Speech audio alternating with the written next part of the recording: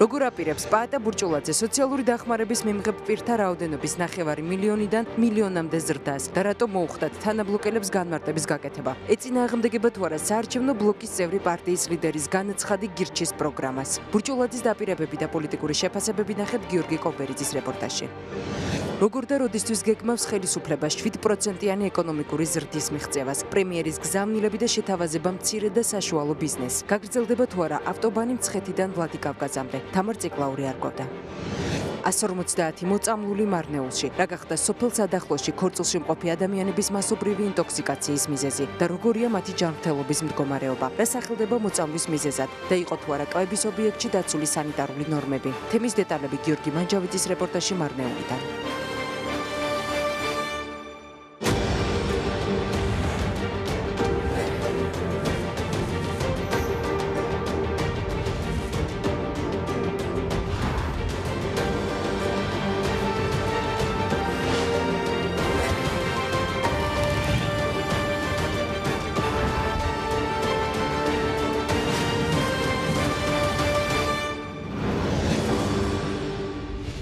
საღამომშვიდობისა ეს 20:30-ია გადაცემის ნახვა 20:30-ის Facebook გვერდზე შეგიძლიათ გადაცემის მოსმენა კი რადიო უცნობის საშუალებით FM 98 და 1-ზე მე მაკაცინცაძე ვარ და 20:30-ის ჟურნალისტებთან ერთად დღის მთავარ თემებს წარმოგიდგენთ. პაატა ბურჭულაძე საზოგადოებასა და პოლიტიკური სპექტრის ყურადღების ცენტრში ამჯერად მისი საარჩევნო დაპირების შედეგად მოექცა განმხორში ბურჭულაძის სიტყვით გამოსვლისას ცნობილი გახდა, რომ ის 9 მილიონი სოციალურად დაუცველთა რაოდენობის მილიონამდე ზრდას გეგმავს. რა იგულისხმა ბურჭულაძემ განმარტების გაკეთება ბურჭულაძესთან ერთად მის თანაგუნდელებსაც მოუხდათ. მათი კონკურენტი კოლეგა ოპოზიციონერები კი სოციალურ საკითხებზე ბურჭულაძის პოლიტიკური გაერთიანების განცხადებებს არაკომპეტენტურს უწოდებენ. გიორგი კობერიძე დეტალებით. პაატა ბურჭულაძე სახელმწიფო ხალხისთვის ლიდერის განსხვავებული წინასაარჩევნო სოციალური დაპირება, სოციალურად დაუცველი ადამიანების რაოდენობის გაორმაგებას ითვალისწინებს. პაატა ბურჭულაძე ხალხს დაპირდა, რომ თუ სოციალურ დახმარებას 500,000 ადამიანი ღებულობს, ამ დახმარების მიმღები ადამიანების რაოდენობა მილიონამდე გაიზრდება. ბურჭულაძემ თქვა, რომ ეს გეგმა არსებობს და მათი ხელისუფლებაში მოსვლის შემთხვევაში განხორციელდება. დღეს სოციალური დახმარება ეძლევა 500,000 ადამიანს. ჩვენ ამას გავხდით ამ ბიუჯეტით, რაც დღეს არის 1 მილიონს. სოციალურად დაუცველთა რაოდენობის გაორმაგებაზე პაატა ბურჭულაძის განცხადება კონკურენტ პარტიებს არ გამორჩენიათ. საარჩევნო დაპირების ნაცვლად წყევლა, არაკომპეტენტური განცხადებები და დაპირება, რომელიც ბოლო 25 წლის განმავლობაში არც ერთ პოლიტიკურ პარტიას ამორჩევლისთვის არ უთქვამს. სწორედ ამ შეფასებებით გამოეხმაურნენ ისინი ბურჭულაძის პოლიტიკური ბლოკის დაპირებებს. ის ნამდვილად რეკორდსმენია 25 წლიანი ქართულ პოლიტიკურ ისტორიაში, ასეთი რამე, რომ გაგაღარიბებთ, არც ერთ პოლიტიკურ პარტია არ შეპირებია არავის. დაუშვებელი აბსოლუტურად, თქვა რა, ამოვარდნილი არის ყველანაირი პოლიტიკური განზომილებიდან, როცა პოლიტიკური პარტია ადამიანებს პირდება სოციალური დახმარების მომხმარებელთა რაოდენობის დასწრება. ბატონმა ბანმა გუშინ კეთილი დაპირება კი არა, რეალურად წყევლა გასცა და განგვიცხადა, რომ თუ საქართველოში 9 მილიონი ღატაკი არსებობს, ჩვენ ხელისუფლებაში მოსვლის შემთხვევაში მას გავზრდით. პოლიტიკური სპექტრის მეორე ნაწილი ფიქრობს, რომ საარჩევნო დაპირებების გამოცხადებისას პაატა ბურჭულაძემ შეცდომა დაუშვა და ამ საკითხზე სავარაუდოდ სხვა განცხადების გაკეთებას გეგმავდა. თუმცა თავისუფალ დემოკრატებში ამბობენ, რომ სოციალურად დაუცველების რაოდენობის გაორმაგების გარდა სახელმწიფო ხალხისთვის საარჩევნო პროგრამის ნაწილია პენსიონერთა რაოდენობის ზრდაც, რასაც პენსიონერთა ასაკის დაწევით აპირებენ. ბურჭულაძე აცხადებს, რომ თურმე ადამიანებს უჭირს და მათი რაოდენობა უნდა გავაორმაგოთ და უკვე მილიონ ადამიანს დავეხმაროთ. 700,000 კიდევ პენსიონერი გვეყოლება, დანარჩენები არიან ასე ვთქვათ ბავშვები და ასე შემდეგ და ესე იგი სამუშაო ადგილებს ვისთვის ქმნიან. ჩამოუყალიბებელი პროგრამა აქვს, იმიტომ რომ გირჩის პროგრამა სრულიად სხვანაირი იყო. ბურჭულაძე საერთოდ შორს არის რეალური ვითარების შეფასებისაგან, მაგრამ სიტყვით დაშვებულ შეცდომაზე მაინც და მაინც უნდა გამოვეკიდოთ. კრიტიკას ბურჭულაძემ და მისმა თანაგუნდელებმა დღის ბოლოს დამატებითი განმარტებებით უპასუხეს. მთავრობა ეძახის რომ დღეს ჩვენ გვყავს 500,000 უკიდურესად გაჭირვებული, რაც არ არის ისტორია, მილიონზე მეტი ეგეთი გაჭირვებული ადამიანი და ჩვენ როგორც მოვალთ მთავრობაში, პირველივე დღიდანვე მათ ყველას ჩვენ ვადლებთ სოციალურ დახმარებას. და ისაც ატა ბურჯულაძემ გააჟღერა გუშინ და დღესაც არის ჩვენი პროგრამიდან აღებული. ერთი არის რეფორმები, რომელიც მოიტანს სწრაფ ეკონომიკურ განვითარებას და მეორე არის არსებული სოციალური დახმარების სისტემის ისეთ შეცვლა, რომ დღესვე შესაძლებელი იყოს, რომ ადამიანები სიმშილით აღარ მოკვდნენ. მარკეტოლოგი სოსო გალომაშვილი ფიქრობს, რომ დაპირება სოციალურად დაუცველთა რაოდენობის გაზრდაზე ამორჩეულთა კონკრეტულ ჯგუფზე იყო გათვლილი, რაც ხმების მიზიდვის თვალსაზრისით მომგებიანია, თუმცა არა ქვეყნის განვითარებისა და კოალიციის შენარჩუნებისთვის. წამგებიანია ზოგადად როგორც თქვათ ქვეყნის განვითარებაზე ორიენტირებული პარტიისთვის, მაგრამ შეიძლება მომგებიანი გახდეს გარკვეულ ამორჩეულზე მუშაობის დროს. გირჩის პროგრამას გამოიწვია. რა თქმა უნდა და ეს გამოიწვევს ძალიან დიდ დაბნეულობას, შეიძლება მოხდეს გახლეჩა კოალიციის. სოციალურ საკითხებზე საარჩევნო პროგრამის პრეზენტაციას ბურჭულაძის პოლიტიკური ალიანსი 2 დღეში გეგმავს. განხორციელებული და დაგეგმილი ინფრასტრუქტურული პროექტები, მთის კურორტების განვითარების გეგმა და ეკონომიკური ზრდის მოლოდინი. ეს ის ძირითადი თემებია, რაზეც პრემიერ-მინისტრმა მცირე და საშუალო ბიზნესის 100-მდე წარმომადგენელთან დაახლოებით 2 საათიანი შეხვედრისას ისაუბრა. რა საკითხები განიხილეს შეხვედრაზე? თამარ ციკლაურიგი ამბობთ. თამარ, მოგესალმებით და გისმენთ. საღამო მშვიდობისა. მცირე და საშუალო ბიზნესის წარმომადგენლებთან შეხვედრა გიორგი კვირიკაშვილმა დაახლოებით 15 წუთიანი შესავალი სიტყვით დაიწყო. პრემიერ-მინისტრმა თითქმის ყველა მიმართულებით დაგეგმილ პროექტზე ისაუბრა, თუმცა ვიდრე ამ საკითხზე გადავალთ, დღევანდელი დღის მთავარ გზავნილს გაგაცნობთ. გიორგი კვირიკაშვილის თქმით, ქვეყნის გარშემო არსებული არასახარბიელო ეკონომიკური ვითარების მიუხედავად საქართველოს მიმდინარე წელს 3%-იან ეკონომიკურ ზრდას უზრუნველყოფს. უკვე მომავალი წლიდან კი ეკონომიკური ზრდის მაჩვენებლების შესაძლებლად მთავრობა კონკრეტულ ქმედებებს გეგმავს. შემცირდება ადმინისტრაციული ხარჯი. ყველა ინფრასტრუქტურული პროექტი კი, რომელიც მომავალი წლიდან განხორციელდება, გათვლილი იქნება ეკონომიკურ სარგებელზე. პრემიერის თქმით, ეკონომიკურმა ზრდამ 7-8% უნდა მიაღწიოს. მომავალი წლიდან მოყოლებული ჩვენ გეგმავთ, რომ 5 მილიარდი დაახლოებით 2020 წლის ჩათვლით დაიხარჯოს დამატებით იმისგან, რაც უკვე იხარჯება. ამისთვის ჩვენ ვმუშაობთ საინვესტიციო ბანკებთან, მზადა გვაქვს უკვე განვითარების გეგმა, რაც ერთის მხრივ გულისხმობს მთავრობის ადმინისტრაციული ხარჯების გაყინვას იმ ნიშნულზე, რომელიც დღეს არის, ჩვენ გეგმავთ, რომ შევამციროთ კიდევაც ხარჯები და მეორეს მხრივ გულისხმობს იმას, რომ ნებისმიერი დოლარი, რომელიც ინფრასტრუქტურის მიმართულებით დაიხარჯება მომავალ წლებში, იყოს გათვლილი ეკონომიკურ ბენეფიტზე, სარგებელზე და ეს არ იყოს სოციალური მიმართულებით დახარჯული თანხები. ამიტომ ჩვენ ვფიქრობთ, რომ 7-8%-იანი ზრდა თუ რა თქმა უნდა არ მოხდა რაღაც გლობალური კატაკლიზმები და ღმერთმა დაგვიფაროს ჩვენი ქვეყნის გარშემო, არის აბსოლუტურად რეალისტური და ამ გეგმის განხორციელებას ჩვენ უკვე ვიწყებთ შემოდგომიდან. გიორგი კვირიკაშვილმა ყურადღება გაამახვილა რამდენიმე გზის მშენებლობაზეც, მათ შორის აღმოსავლეთ-დასავლეთის ჩქაროსნული მაგისტრალის, თბილისიდან ლაგოდეხის მიმართულებით აზერბაიჯანთან დამაკავშირებელი ავტობანისა და კიდევ ერთი ავტობანის შესახებ, რომელიც მცხეთიდან ვლადიკავკაზამდე უნდა გაკეთდეს.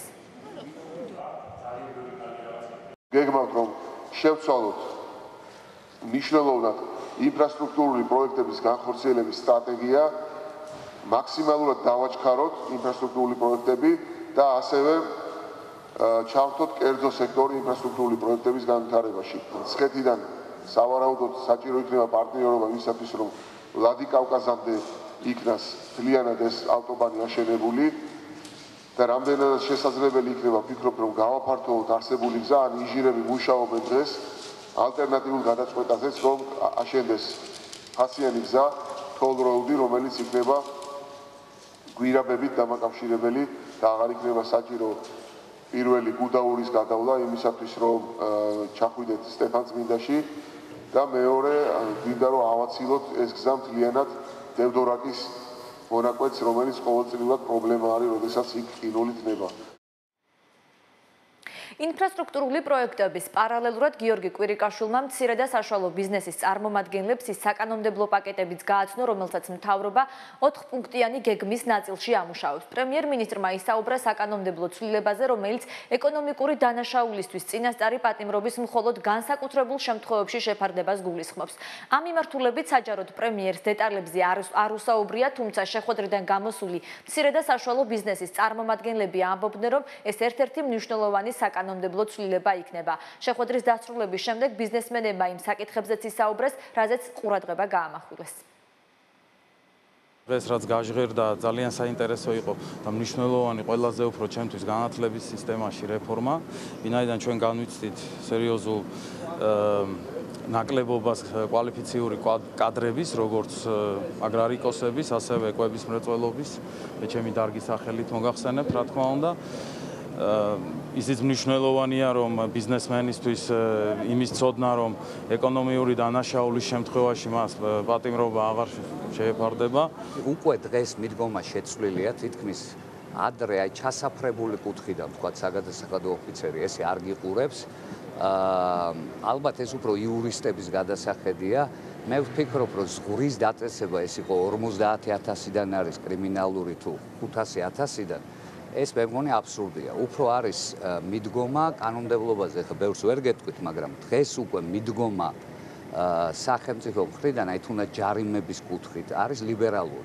ეს უნდა გაგრძელდეს და კანონმდებლობა დაიხვეწოს. თუ კი კანონი განვითარდება ამ მიმართულებით, რომ აუცილებელი იქნება განზრახვის დადგენა, მე ვფიქრობ, დეკრიმინალიზაცია აი ამ ფარგლებში იქნება ძალზედ ხელსაყრელი. ჩვენი მხრიდან იყო გამოთქმული აზრი იმას დაკავშირებით, რომ თავარი ამ ქვეყანაში და ზოგადად ბიზნესის და ეკონომიკის განვითარებისთვის არის ბიზნესის ავტონომია, რაც უკანასკნელი წლების განმავლობაში, როგორც ჩემთვის ცალსახად ჩანს, მიღწეულია. ჩვენ მივიღეთ დავალება პრემიერ-მინისტრისაგან, რომ შევხვდებით ტრანსპორტის წარმომადგენლებს, ტრანსპორტის სფეროს წარმომადგენლებს და შესაბამისად განვიხილავთ ტრანსპორტის მიმართულებით არსებულ მდგომარეობას და იმ მნიშვნელოვან ნაბიჯებს, რომელიც სახელმწიფომ უნდა გადადგას ამ მიმართულებით, ასევე ქვეყნის პოპულარიზაციის მიმართულებით იქნება რამოდენიმე შეხვედრა, მათ შორის ქართული სამზარეულოს პოპულარიზაციის მიმართულებით.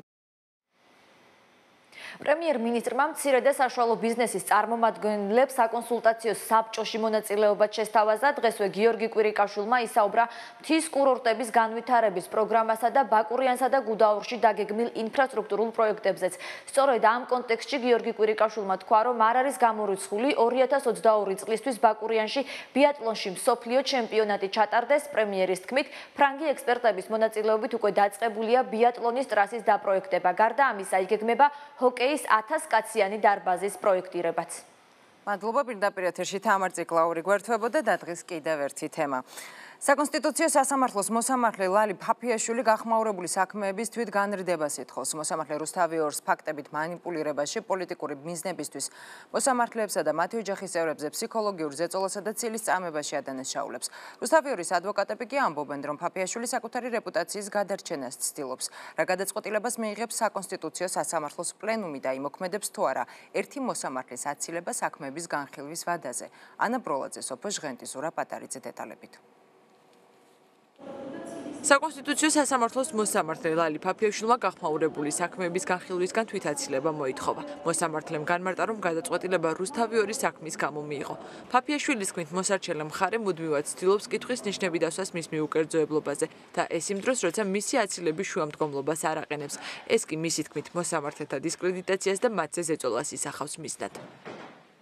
მოსარჩელე მხარის მიერ ფაქტებით მანიპულირება საკუთარი პოლიტიკური მიზნებისათვის მოსამართლეებზე და მათი ოჯახის წევრებზე, ფსიქოლოგიური ზეწოლა, დაუსაბუთებელი ბრალდებები და ცილის წამება, თანაბრად დაუშვებელია და ხელს უშლის სასამართლოს ნორმალურ ფუნქციონირებას. გონივრულ საფუძველსაა მოკლებული მინიშნება, რომ სიუჟეტში მითითებული გარემოება შესაძლოა გამოყენებული ყოფილიყო ჩემზე ზეგავლენის საშუალებით. აღნიშნული ქმნის ზეწოლის მცდელობის და მოსარჩელთა იმ წარმომადგენლების მხრიდან, ვისაც გააჩნია კონკრეტული პოლიტიკური თვის წესრიგი სასამართლოს დამოუკიდებლობის თემის პოლიტიკური მიზნებისთვის გამოყენების ეჭვს.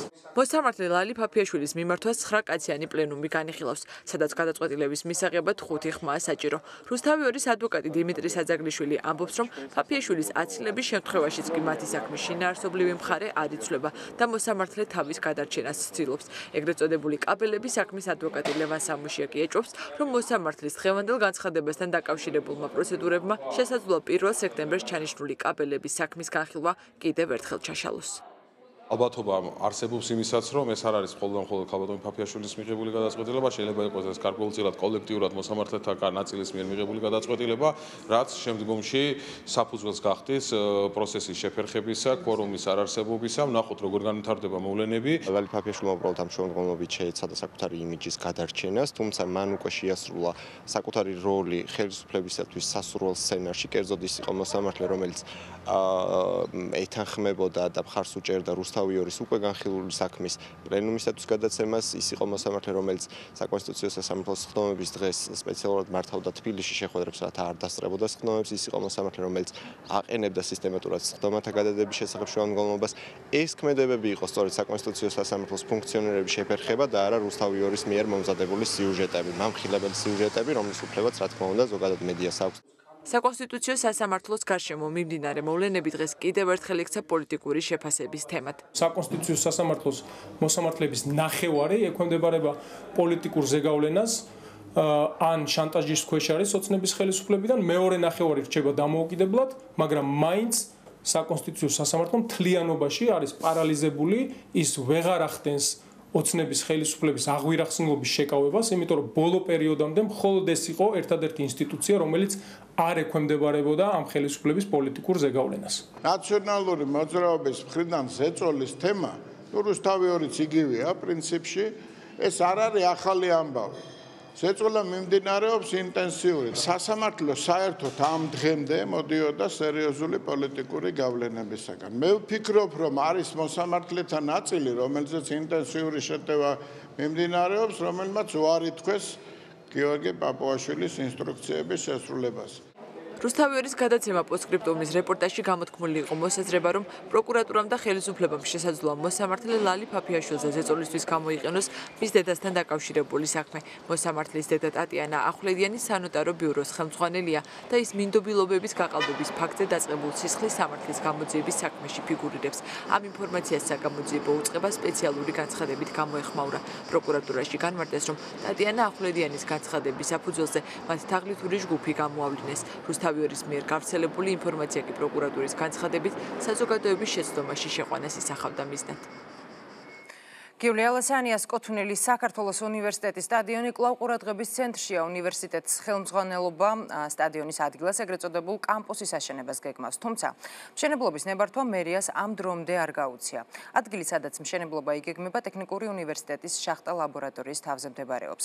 უნივერსიტეტის პროფესორები საქართველოს უნივერსიტეტს მშენებლობაზე უარის თქმისკენ მოუწოდებენ. მათი განმარტებით, მშენებლობა ლაბორატორიას საფრთხეს შეუქმნის. რეზი ხუძიშვილი დეტალებით. ეს თბილისში კოსტავას 77-ში მდებარე საქართველოს უნივერსიტეტია, რომლის ერთ-ერთი დამფუძნებელი გიულია ლასანია. ამ უნივერსიტეტის ტერიტორიაზევე მდებარეობს საფეხბურთო მოედანი. აქ 2 თვის წინ ჯერ სინჯები, ახლა კი მოედნის საფარის ნაწილი აიღეს. საქართველოს ფეხბურთის ფედერაციის სტადიონების ინსპექტირების სამსახურის უფროსი მამუკა კვარაცხელია ამბობს, რომ ამ ადგილას რამდენიმე სართულიანი კორპუსის მშენებლობა იგეგმება, რაც იმას ნიშნავს, რომ საფეხბურთო მოედანი აქ აღარ იქნება. სტადიონი მარტო 200 ბავშვი არ არის, ეს არის თაობები, ეს არის სიჯანსაღისკერა ყველა თაობის ადამიანისთვის. მშენებლობის ნებართვა ჯერ არ აქვთ მათ მიღებული და როგორც ჩანს, ალბათ ჯინაზე გააკეთეს საფარი გადააძვრეს, რათა აჩვენენ, რომ ისინი არიან აქ მეპატრონეები და რასაც უნდათ იმას გააკეთებენ და საერთოდ არ აღელვებთ საზოგადოების არც ბედი და არც აზრი. ის რომ სტადიონის ნაცვლად საქართველოს უნივერსიტეტს ეგრეთ წოდებული კამპუსის აშენება აქვს გადაწყვეტილი, ამას არ უარყოფს უნივერსიტეტის პრეზიდენტი მანანა სანაძე. სანაძემ სატელევიზიო კომენტარზე უარი თქვა. სატელეფონო საუბარში კი განაცხადა, რომ ტერიტორია კერძოა და მფლობელს სრული უფლება აქვს მოედნის ნაცვლად სასწავლო კორპუსი ააშენოს. ტერიტორია ნაკიდი გვაქვს აუქციონზე საგანმანათლებლო სპორტული ფუნქციით. საგანმანათლებლო ნიშნავს იმას, რომ ჩვენ შეგვიძლია რაღაცა ავაშენოთ საგანმანათლებლო და რაღაცა გავაკეთოთ სპორტული. შენობა იქნება თავისი აუზით. ეს მოედანი არ შენარჩუნდება? მოედანი არც ერთ შემთხვევაში არ შენარჩუნდება. სულ რომ არაფერი არ ავაშენოთ, მაშინაც არ შენარჩუნდება. სტადიონის ნაცვლად ადგილზე სამშენებლო სამუშაოების დასაწყებად უნივერსიტეტმა თხოვნით თბილისის მერიას 14 აპრილს მიმართა. მერიის არქიტექტურის სამსახურში ამბობენ, რომ მათ უნივერსიტეტის წერილი განიხილეს და ხარვეზების არსებობის გამო უკან გაუგზავნეს. წარმოდგენილი დოკუმენტაციის შესწავლის საფუძველზე დადგინდა ხარვეზები, რის გამოც არ იქნა შეთანხმებული აღნიშნული არქიტექტურული პროექტი და არ იქნა გაცემული მშენებლობის ნებართვა. ხარვეზებით დგინდება საპროექტო ტერიტორიის მიწისქვეშა უძრავი ქონების საკუთრების საკითხი. თუ აღნიშნული უძრავი ქონება წარმოადგენდა საპროექტო ტერიტორიას წარმოადგენელი უნდა ყოფილიყო მისი საპროექტო დოკუმენტაცია და თუ ის არ წარმოადგენდა შესაბამისად წარმოადგენელი უნდა ყოფილიყო დოკუმენტი რომელიც დაადასტურებდა ახალი ობიექტის შეუხებლობას მიწისქვეშა არსებულ უძრავ ქონებასთან. სტადიონი, რომლის ფართით 9273 კვადრატული მეტრია, საქართველოს ტექნიკური უნივერსიტეტის შახტა ლაბორატორიის თავზე მდებარეობს. ტექნიკური უნივერსიტეტის პროფესორები ამბობენ, რომ იმ შემთხვევაში თუ ამ ადგილას მშენებლობა დაიწყება, შახტის არსებობას საფრთხე შეექმნება. ამის შესახებ საუბარია მათ მიერ შემუშავებულ დასკვნაშიც. კატეგორიულად ვამბობ, რომ არავითარ შემთხვევაში არ შეიძლება ამ შახტა ლაბორატორიის თავზე რამის დაშენება. იმისათვის, რომ მანძილი არის სულ 16 მეტრი მიწის დონიდან ჩემი კრიშის შახტის კრიშებამდე. 12 მეტრა კატლავანი რომ გაიჭრება, 2 მეტრო აღარ რჩება. ეს დაზიანდება და ეს სოფლიო მნიშვნელობის ლაბორატორია უნდა გადაიქცეს წყალგადამღვრელად. დღეს სტადიონზე და მის გარშემო არსებული ვითარება მერიის ზედამხედველობის სამსახურის თანამშრომლებმა დაათვალიერეს. მათი თქმით, უნივერსიტეტს ნებართვა ჯერ არ მიუღია და შესაბამისად ადგილზე მშენებლობა ვერ დაიწყება. სტადიონზე დღეის მდგომარეობით არანაირი სამშენებლო სამუშაოები არ მიმდინარეობს და სამშენებლო სამუშაოები რომ იყოს მერწმუნეთ აქ მაგის ვისვათ მოსულები რომ ნახოთ თუ არის თუ არა ნებართვით თუ კიდე დაწყებული არ არის ახლა დღეის მდგომარეობით მშენებლობაზე დღეის მდგომარეობით ნებართვა არ არის. საქართველოს უნივერსიტეტს ეკონომიკის სამინისტრომ 2007 წელს თბილისში კოსტავას ნომერ 70-ში 6370 კვადრატულ მეტრზე მდებარე შენობა ნაგებობები და 2195 კვადრატული მეტრი მიწის ნაკვეთი მიყიდა. აუქციონზე საწყისი ფასი 1.220.000-ით განისაზღვრა. მაშინ უძრავი ქონების ექსპერტების სტუდია GNS-თან ამბობდნენ, რომ კოსტავას გამზირზე მსგავსი ობიექტების გასაყიდვის საბაზრო ფასი კვადრატულ მეტრზე $900 ფარგლებში იყო. მაშინ ამ აუქციონში მონაწილეობა საქართველოს უნივერსიტეტის გარდა არავის მიუღია. უნივერსიტეტის ტერიტორიაზე მდებარე ორი სტადიონი კი იმავე წელს გიული ალასანიას მიერ დაფუძნებულმა უნივერსიტეტმა $300,000 შეიძინა. ორასამდე მოწამლული მარნეულში რა გახდა სოფელ სადახლოში ქორწილში მყოფი ადამიანების მასობრივი ინტოქსიკაციის მიზეზი და როგორია მათი ჯანმრთელობის მდგომარეობა. იყო თუ არა კვების ობიექტში დაცული სანიტარული ნორმები და როგორია სურსათის უვნებლობის სამსახურის პოზიცია. დეტალები გიორგი მანჯავიძის და დავით თევზაძის რეპორტაჟში მარნეულიდან. მარნეულის რაიონში ინტოქსიკაციის შედეგად საავადმყოფოებში მოხვედრილი 200 ადამიანიდან უმეტესობა სახლში გაწერეს. საავადმყოფოებში ამ დროისთვის რამდენიმე ათეული პაციენტი რჩება. ექიმების თქმით, მათი მდგომარეობა სტაბილურია. მედიკოსები მოწამლულთათვის საჭირო დახმარების გასაწევად საგანგებო რეჟიმში მთელი ღამის განმავლობაში მუშაობდნენ. ათამდე მოზრდილია, თუმცა დღის მეორე ნახევარში ალბათ მოხდება უმრავლესობის გაწერა. დარჩება მხოლოდ და მხოლოდ ის პაციენტი, პატარა ბავშვები, ვისაც გაუწყლოვანება აქვთ, სითხის დეფიციტი აქვთ. ახალისის ალბათ ყველანი გაიწერებიან ბინას. რაიმე პრობლემატური სიცოცხლისათვის საშიში ამ ეტაპზე არ არის.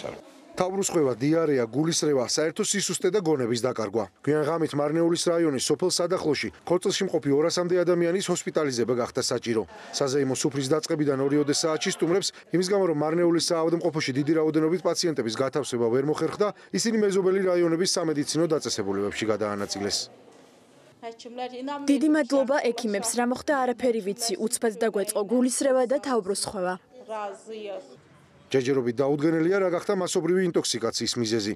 სადახლოში მდებარე რესტორანში დილიდან სურსათის უვნებლობის სააგენტოსა და ფინანსთა სამინისტროს საგამოძიებო სამსახურის თანამშრომლები იმყოფებოდნენ. ამ ეტაპზე კრიტიკული შეუსაბამობების გამო რესტორნის მფლობელი თანხით უკვე დაჯარიმდა და დროებით საწარმოო საქმიანობის უფლებას ჩამოერთვა. აი კოლეგები ეროვნული სააგენტოს წარმომადგენლები ახორციელებენ შესწავლას დეტალურად ამ საკითხებს, როგორც დოკუმენტურ შემოწმებას, ასე ვიზუალურ დათვალიერებას, ასე შემდეგ. და ანუ ინსპექტორების შედეგები დღის ბოლოს იქნება ცნობილი, ხოლო ლაბორატორიული კვლევის შედეგებს რამდენიმე დღე დაჭირდება, რომ ცნობილი იყოს. და რა თქმა უნდა, ამ შედეგების შესახებ ინფორმაცია იქნება ღია და მეწოდება საზოგადოებას. Ничего не скажу, иди ради бога. Рестораნის დირექტორი საკვებით ინტოქსიკაციას გამორიცხავს და ვარაუდობს, რომ მასობრივი მოწამვლის მიზეზი შესაძლოა გამაგრილებელი სასმელი იყოს. მე არ ვიცი მიზეზი, რა უნდა გითხრათ. აგერ იძიებენ და ალბათ გაირკვევა ყველაფერი. მარნეულის საავადმყოფოში მწვავე ინტოქსიკაციით მოთავსებული პაციენტები გუშინ ღამითვე მოინახულა პრემიერ-მინისტრმა. საკმაოდ მძიმე ინტოქსიკაცია, როგორც ეთყობა და გამოძიება დაწყებულია. თუ რამ გამოიწვია, ნიმუშები დალუქულია, საკვების ნიმუშები, სასმელის ნიმუშებიც და საინტერესო იქნება რომ დადგინდეს, რა თქმა უნდა. რესტორნიდან აღებული საკვებისა და სასმელის ნიმუშების ლაბორატორიული კვლევის შედეგები რამდენიმე დღეში გახდება ცნობილი. ამის შემდეგ დაზუსტება რა გახდა მასობრივი ინტოქსიკაციის მიზეზი. გამოძიებას ფინანსთა სამინისტრო საგამოძიებო სამსახური აწარმოებს.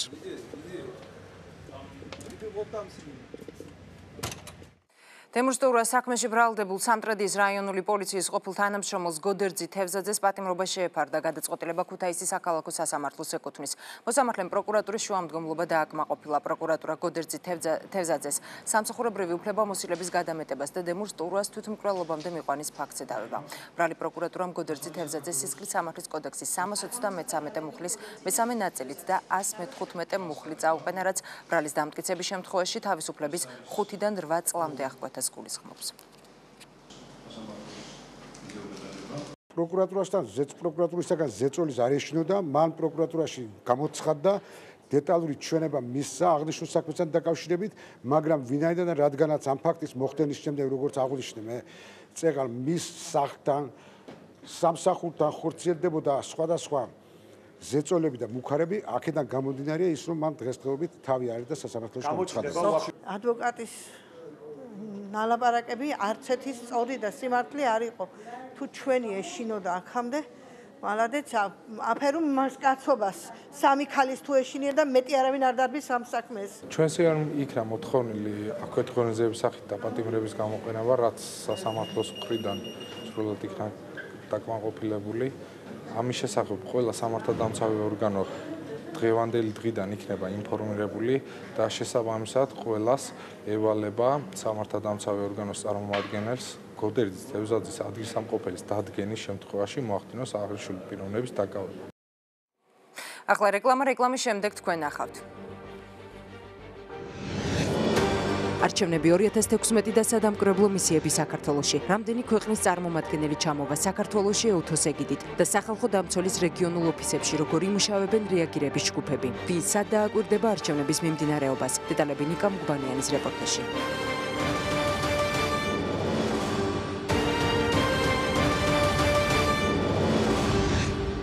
20-30 პირდაპირ ეთერში ბრუნდება.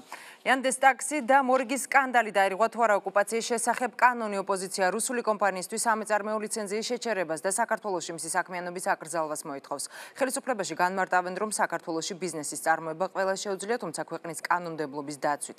Yandex საკუთარ გვერდზე ეგრეთ წოდებული სამხრეთ ოსეთი და აფხაზეთი დამოუკიდებელი სახელმწიფოების სტატუსით აქვს წარმოდგენილი. მთავრობა საკითხის შესწავლას გეგმავს. რას მოითხოვს ოპოზიცია და რა პოზიცია აქვს ხელისუფლებას? ლიკა ალელიშვილი ჩაგვერთება თემის დეტალებით.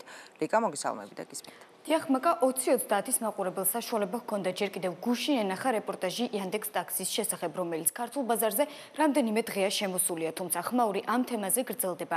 ამჯერად უკვე პოლიტიკოსების მონაწილეობით. ლეიბორისტული პარტია Yandex taxis-თვის სამეწარმეო ლიცენზიის შეჩერებასა და საქართველოში მისი საქმიანობის აკრძალვას მოითხოვს. პარტიაში აცხადებენ, რომ კომპანიის საქართველოში შემოყვანით ოკუპაციის შესახებ კანონი დაირღვა. ლეიბორისტების მსგავსი პოზიცია აქვს ნაციონალურ მოძრაობასაც. Yandex არ არის ჩვეულებრივი ბიზნესი, ეს არის ორგანიზაცია, რომელიც მიზანმიმართულად თავს ესხმის და აზარალებს საქართველოს ტერიტორიულ მთლიანობას.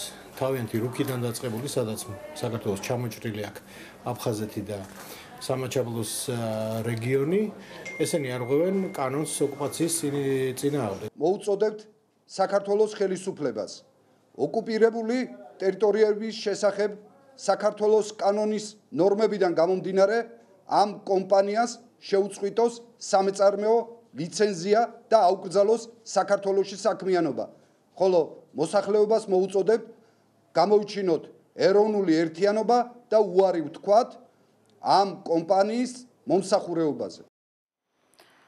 პირველი ვიცე-პრემიერ დიმიტრი ქუმსიშვილის თქმით, საქართველოში იანდექს ტაქსის შემოსვლით შესაძლოა ოკუპაციის შესახებ კანონი ირღვეოდეს. კახაკალაძე კი ამბობს, რომ რუკა არ უნახავს, თუმცა განმარტავს, რომ თუ იქ აფხაზეთისა და ცხინვალის რეგიონებით ცალკე ქვეყნებად არის გამოყოფილი, ეს მისთვის კატეგორიულად მიუღებელია. იანდექს ტაქსისთან დაკავშირებით კომენტარი დღეს გააკეთა საგარეო საქმეთა მინისტრმაც.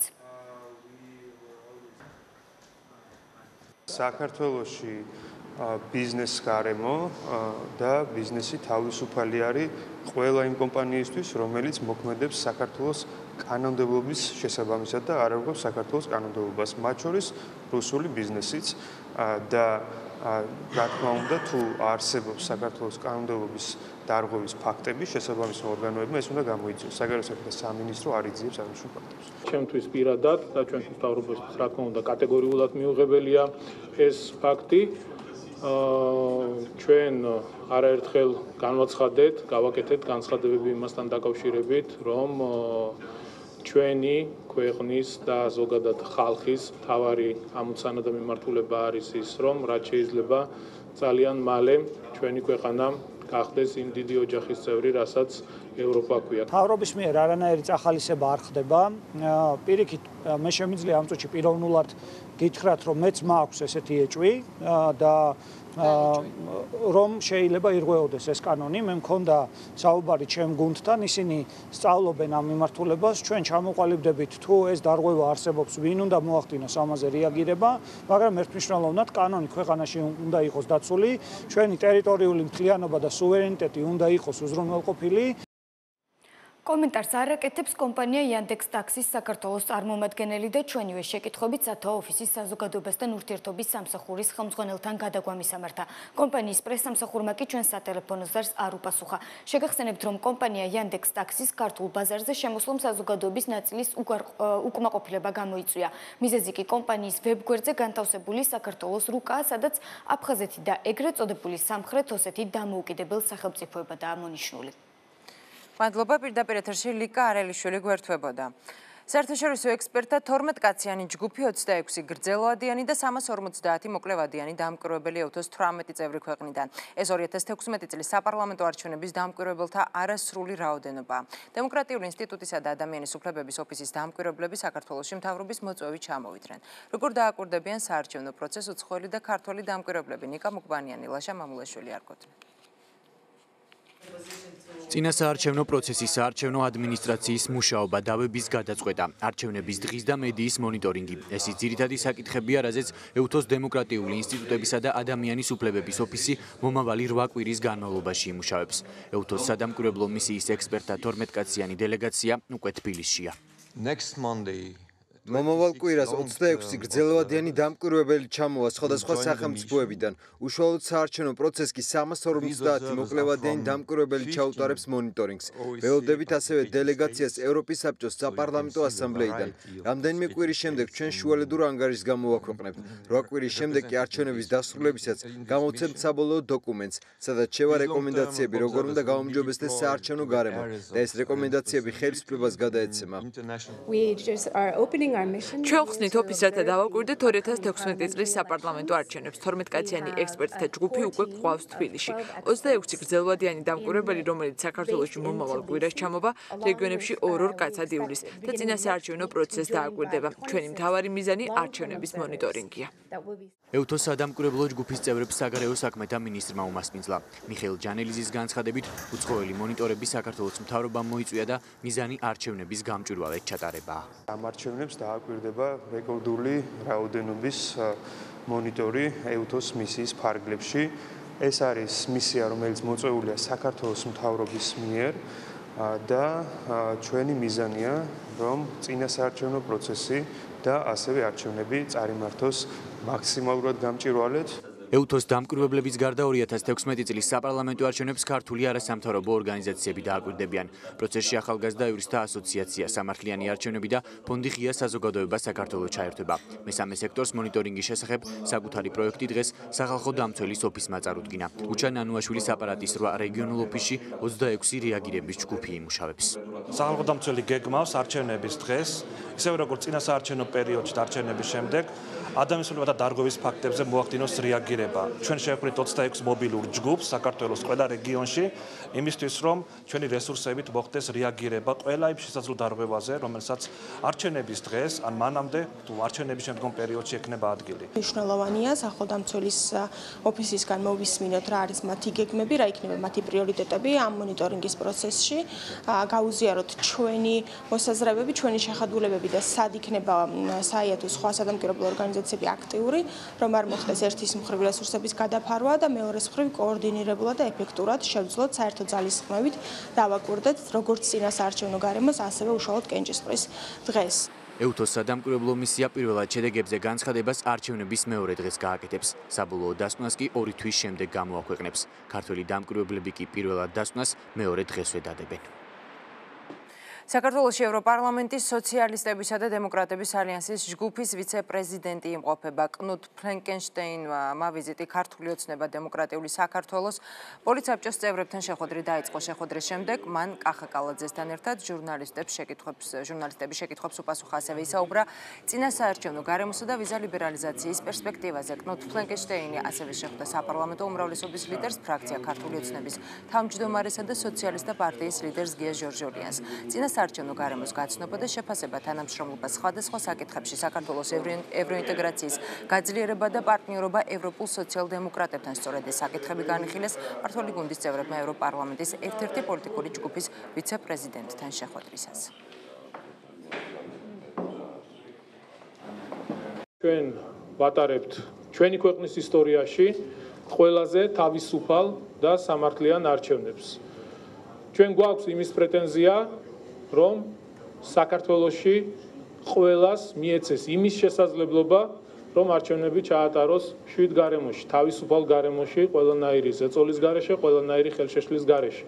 ყველა პოლიტიკურ პარტიას, ყველა პოლიტიკურ სუბიექტს ეძლევა იმის შესაძლებლობა, რომ გააცნოს თავიანთი ხედვები ქვეყნის განვითარებისა, ჩვენი ქვეყნის მოსახლეობას. თქვენმა ხელისუფლებამ ძალიან კარგი სამუშაო შეასრულა და ძალიან დაახლოვა ამ ყველაფერმა თქვენი ქვეყანა ევროკავშირს. ჩვენ ვიმყოფებით ისეთ ქვეყანაში, სადაც მართლაც მწყობრი, კარგად ჩამოყალიბებული საარჩევნო გარემოა. ეს ყველაფერი ასე არ იყო. ასე რომ ძალიან სასიამოვნოა საქართველოში ჩამოსვლა და რეალურად ნახვა ამ პროგრესის. ასევე არ არსებობს საფუძველი, რომ შეიკავოთ თავი ვიზა ლიბერალიზაციის მინიჭებისგან. ყველაფერი დამოკიდებულია იმაზე, რომ ევროკავშირმა შეასრულოს დანაპირები. ევროპარლამენტი და ევროკავშირის წევრი სახელმწიფოების მთავრობები დაობენ იმაზე, ვის უნდა კონდეს ბოლო სიტყვის უფლება. მე ვფიქრობ, რომ ეს გამოსავალი იქნება. მე ვიცი გერმანიის ფედერალური კანცლერისგან, ქალბატონი მერკელისგან და საგარეო საქმეთა მინისტრ შტაინმაიერისგან, როგორი იბრძვიან ამ შიდა გაუგებრობის აღმოსაფრთხოებად. მე მართლაც მოხარული ვიქნები მივიღოს საქართველოს ბევრი მოქალაქე ჩემს მშობლიურ ჰამბურგში უვიზოთ. დემოკრატიული მოძრაობის ლიდერმა ნინო ბურჯანაძემ თბილისის მაჟორიტარობის კანდიდატები წარადგინა არჩევნებში გამარჯვებისთვის მთაწმინდის პირველ საარჩევნო ოლქში დემოკრატიული მოძრაობიდან გრიგოლ ბარამიძე იბრძოლებს. ნაძალდევის მე-18 საარჩევნო ოლქში დიმიტრი ლორთქიფანიძე, ქრწანისის მე-7 საარჩევნო ოლქში გიორგი ახვლედიანი, გლდანის 22 საარჩევნო ოლქში პარტიის მაჟორიტარობის კანდიდატი ბესიკ დანელია იქნება. დიდუბის მე-15 საარჩევნო ოლქში ბექა პეტრიაშვილი, საბურთალოს მე-5 საარჩევნო ოლქში კი მიხეილ კაჭკაჭიშვილი.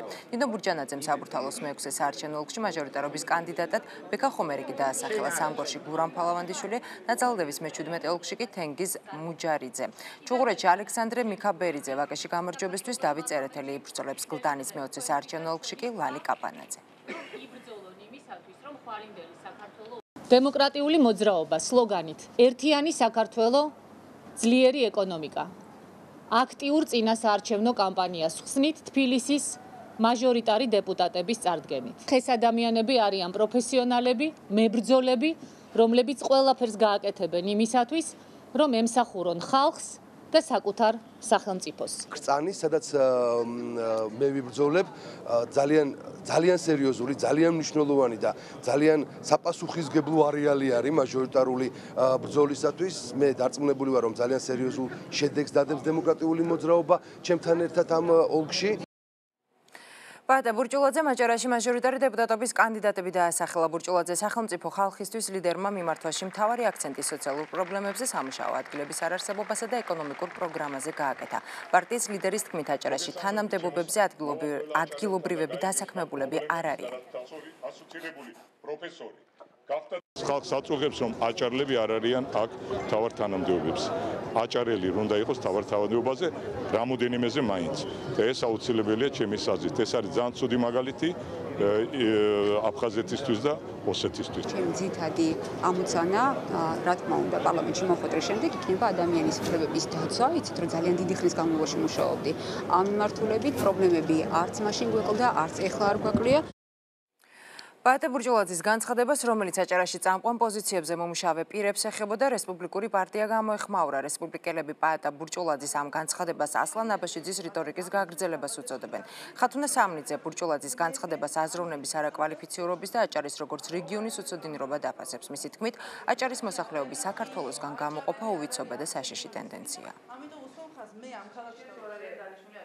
ეს არის ასლან აბაშიძის რიტორიკა, რომელიც ჩვენ დიდი ხნის წინ დავძლიეთ აქაურებმა. ასლან აბაშიძის მერე არავის არ გაუბედავს და არ უკადრებია ჩვენთვის ამ ტიპის განცხადებები, რაც მოვისმინეთ დღეს ბურჯულაძისგან. აჭარლების ხსენება განცალკევებულად სხვა საქართველოსგან, მათი დაკნინებულ მდგომარეობაში ჩაყენება და რიგი თანამდებობების ჩამოთვლა თითქოს ამ თანამდებობებზე თუ არიან ბათუმში გაზრდილი, ამ კუთხეში გაზრდილი და დაბადებული კვალიფიციური ადამიანები, ეს არის საშიში და პრობლემული აჭარისთვის, ეს არის სახიფათო განცხადება, სახიფათოა ამ ტიპის განცხადებები პოლიტიკოსისგან. არჩევნები 2016 ტელეკომპანია GDS-ზე საარჩევნო დებატებს დამატებითი დრო დაეთმობა. მომდევნო 1 თვის განმავლობაში კვირაში 3-ჯერ მაყურებელს დღის 12 საათზე საარჩევნო დებატების ნახვის საშუალება ექნება. რას ითვალისწინებს ფორმატი და როგორ ჩაიარა დებატის პირველმა დღემ? დეტალებით ნათია ხართიშვილი. უცვლელი წესებით და უცვლელი წამყვანით გადაცემა 59 წამი პოლიტიკურ პარტიებს დღეიდან საშუალებას აძლევს საკუთარი პარტიების პროგრამული პრიორიტეტები ამომრჩეველს პირდაპირ ეთერიდან გააცნონ. 59 წამში ინტეგრირებული საარჩევნო დებატი ამომრჩეველს ტელეეკრანებთან კვირაში 3 დღეს, სამშაბათს, 4 შაბათს და პარასკევს დღის 12 საათზე ეპატიჟება. გადაცემის პროდიუსერი ამბობს, რომ მსგავსი სახის პოლიტიკური დებატი წინა საარჩევნოდ მაყურებელს მეტად ინფორმირებულს გახდის და არჩევანის გაკეთებაში დაეხმარება. ერთჯერადაც სტუმარს აქვს მხოლოდ 59 წამი იმისთვის, რომ კითხვას გასცეს პასუხი და შეიძლება ეს მათთვის არ არის კომფორტული გარემო, მაგრამ სამაგეროდ ეს არის ძალიან კომფორტული მაყურებლისთვის, იმიტომ რომ მაყურებელს ეძლევა საშუალება, რომ კონცენტრირებულად მიიღოს ინფორმაცია ამ თუ იმ პარტიის პროგრამული ხედვების შესახებ. გარდა ამისა, მაყურებელს აქვს საშუალება მოусმინოს პოლიტიკოსებს, რომლებიც აკრიტიკებენ თავის ოპონენტებს. ქვეყნის ეკონომიკური განვითარება ეს იყო პირველი თემა, რომელზეც 5 პოლიტიკური პარტიის წევრმა გადაცემაში ისაუბრა. თითოეულმა მათგანმა ეკონომიკური განვითარების საკუთარი ხედვა წარადგინა და ოპონენტების ხედვები გააკრიტიკა. ერთადერთი რაზეც ვერ თანხმდებით და ზოგადად პოლიტიკური სპექტრი ვერ თანხმდება, ეს არის მასშტაბი სახელმწიფოს როლის შემცირების ეკონომიკაში. სახელმწიფოს როლის შემცირების გარეშე სწრაფი ეკონომიკური ზრდა უბრალოდ არის წარმოუდგენელი. ეს განსხვავებები პენობრივია ყოველთვის იქნება. თუმცა ჩვენ ვამბობთ ისეთ პოლიტიკური ჯგუფები, რომელსაც თავარია მცირე მთავრობა, თავარია თქვათ ლიბერალური ეკონომიკური პოლიტიკა, იოლად ნახავს საერთოდ პარლამენტში, როდესაც იქ ჩვენ ამ საკითხებზე თქვათ დაგვჭირდება ერთმანეთის თქვათ შეშველება. გადაცემის დასრულების შემდეგ ოპონენტებმა გადაცემის ფორმატით შეაფასეს. მათი აზრით, კონსტრუქციულ გარემოში საკუთარ პრიორიტეტებზე საუბარი წინა საარჩევნოდ აუცილებელია. თუმცა ნაწილი მიიჩნევს, რომ საკუთარი მოსაზრებების სრულად ჩამოსაყალიბებლად კონკრეტული დრო არასაკმარისია. მინდა შემიშნო, რომ სრულყოფილად ვერ შევძელით, ყველა ნიუანსის გაშლა ბუნებრივია. გადაცემის ფორმატი ვერ იძლევა ამის შესაძლებლობას, შეიძლება ამ მიმართულებით უფრო დახვეწა და ცალკეული მიმართულების მიხედვით, თქვათ, გაიმართოს დებატები, არა მთლიანად ეკონომიკური პროგრამის ყველა პრიორიტეტზე ერთდროულად მოხდეს ამისი წარმოჩენა ერთ გადაცემაში, არამედ მხოლოდ ცალკეული მიმართულებების. ხალხი დაიღალა უკვე ერთმანეთის ლანძღვაგინებით და კონკრეტული შედეგები უნდა ყველას. ამ კუთხით ჩვენ ნამდვილად შევეცდებით, რომ მაგალითო ვიყოთ და პირიქით ვისურვებდი, რომ სხვა გადაცემებიც მსგავსი ფორმატით და მსგავსი კორექტულობით გამოირჩეოდნენ. რა თქმა უნდა, ეს უშუალოდ ტელევიზიის წამყვანის და ფორმატის სამსახურება იქნება, რამდენად კორექტულობას შეძლებენ ოპონენტები ამ თუ იმ ეთერში. როგორ მიაღწევთ გრძელვადიან ინკლუზიურ განვითარებას, ისეთ განვითარებას მაყურებელს ვეტყვი, რომლის შედეგიც აისახება საზოგადოების ყველა ფენაზე. 59 წამი გაქვთ. საპარლამენტო არჩევნებამდე ეთერში 17 გადაცემა გავა. ამ ხნის განმავლობაში საკუთარი დამოკიდებულების დაფიქსირებას მაყურებელი ინტერაქტივის მეშვეობით ყველა გადაცემაში შეძლებს. დღეს თემა იყო ეკონომიკური განვითარების პრიორიტეტები. შესაბამისად კითხვა ასე დავსვით, რომელი პარტიის ეკონომიკურ პრიორიტეტებს ანიჭებთ უპირატესობას და 82% მაყურებლის სრული მხარდაჭერა რესპუბლიკური პარტიის ეკონომიკურმა პრიორიტეტებმა მოიპოვა. ამიტომ ძალიან მნიშვნელოვანია, რომ გადაცემაში მოსვლამდე საკუთარ ამომრჩეველს პარტიებმა ინფორმაცია მიაწოდონ, რომ ისინი ყოველდღე კვირაში 3 ჯერ უბრალოდ სამშაბათს, ოთხშაბათსა და პარასკევს სწორედ აქ ამ ეთერში იმსჯელებენ თემატურად. ხვალ დღის 12 საათზე ამომრჩეველი GDS-ის ეთერში პოლიტიკური პარტიების დებატებს უკვე სოციალური პოლიტიკის შესახებ მოისმენს. ახლა რეკლამის დროა, პირდაპირ ეთერში რამდენიმე წუთში დაუბრუნდებით და გველოდეთ.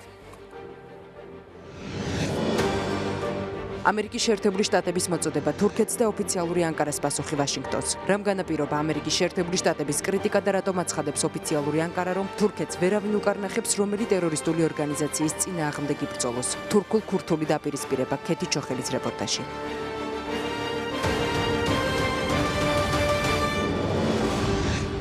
20:30 პირდაპირ ეთერში ბრუნდება. სირიელი ქურთები ამერიკის შეერთებულ შტატებსა და თურქეთს შორის მორიგი უთანხმოების მიზეზი გახდა. ანკარა სირიაში ქურთებისა და ისლამური სახელმწიფოს წინააღმდეგ ოპერაციას განაგრძობს. ვაშინგტონი კი თურქეთს ქურთების წინააღმდეგ ბრძოლის შეწყვეტისკენ მოუწოდებს. სირიაში მიმდინარე სამხედრო ოპერაცია და ანკარას პასუხი ვაშინგტონს ნახეთ ქეთი ჩოხელის რეპორტაჟი. თურქეთის სამხედრო შენაერთები ანკარას მიერ მხარდაჭერილ ამბოხებულებთან ერთად სირიის სიღრმეში მიიწევენ. სამხედრო ოპერაცია უკვე იმ რაიონებში მიმდინარეობს, რომლებსაც არა ისლამური სახელმწიფო, არამედ სირიელ ქურთთა რაზმები აკონტროლებდნენ. ამერიკის შეერთებულ შტატებში აცხადებენ, რომ ქურთებს ისლამური სახელმწიფოს წინააღმდეგ პარტნიორად მიიჩნევენ. ვაშინგტონი ანკარას სირიაში ქურთთა რაზმების წინააღმდეგ საბრძოლო მოქმედებების შეწყვეტისკენ მოუწოდებს. ჩვენ მოუწოდეთ ორივე მხარეს არ ებრძოლონ ერთმანეთს და გააგრძელონ ეგრეთ წოდებული ისლამური სახელმწიფოს წინააღმდეგ ბრძოლაზე ფოკუსირება. ეს არის ორივე მხარესთან ჩვენი თანამშრომლობის საფუძველი.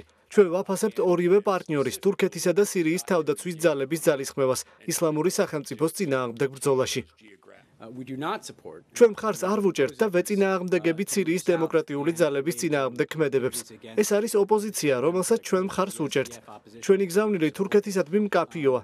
ჩვენ მხარს ვუჭერთ ჯარაბლუსის, ეგრეთ წოდებული ისლამური სახელმწიფოს მებრძოლებისაგან გაწმენდის გეგმას. თუმცა სირიის დემოკრატიული ძალების წინააღმდეგ ქმედებები გაართულებს ძალისხმევას, რომელიც მიმართულია ერთიანი ანტიტერორისტული ფრონტის შექმნისაკენ. არავინ უნდა კარნახობდეს თურქეთს რომელ ტერორისტულ დაჯგუფებებს ვებრძოლოთ, ასეთია პასუხი ანკარადან. თურქეთის ხელისუფლება სირიელ ქურთებს ეთნიკურ წმენდაში ადანაშაულებს. ქურთთა სახალხო თავდაცვის რაზმები ევფრატის აღმოსავლეთ სანაპიროზე დაუყოვნებლივ უნდა გადავიდნენ, როგორც ამას ამერიკის შეერთებული შტატები დაგვირდა. თუ ისინი არ გადავლენ, ჩვენ მათ სამიზნედ განვიხილავთ. ჩვენ სამიზნეს მანჯიბსა და რეგიონში არაბები არ წარმოადგენენ. ჩვენი საერთო მიზანი ამ ტერიტორიის დაეშისაგან გათავისუფლებაა.